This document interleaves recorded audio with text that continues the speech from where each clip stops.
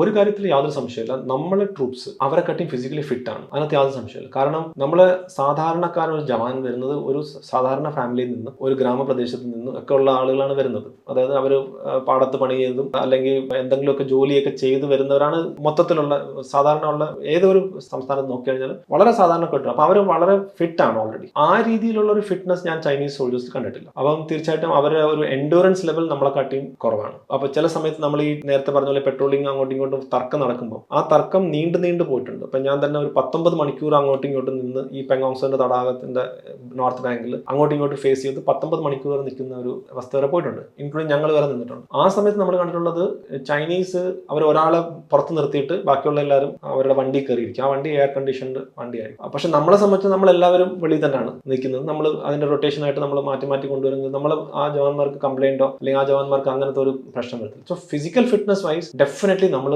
Better ആണ്. Technology wise അവർ നമ്മളെക്കാട്ടിയും കുറച്ചും കൂടെ ബെറ്റർ ആണ്.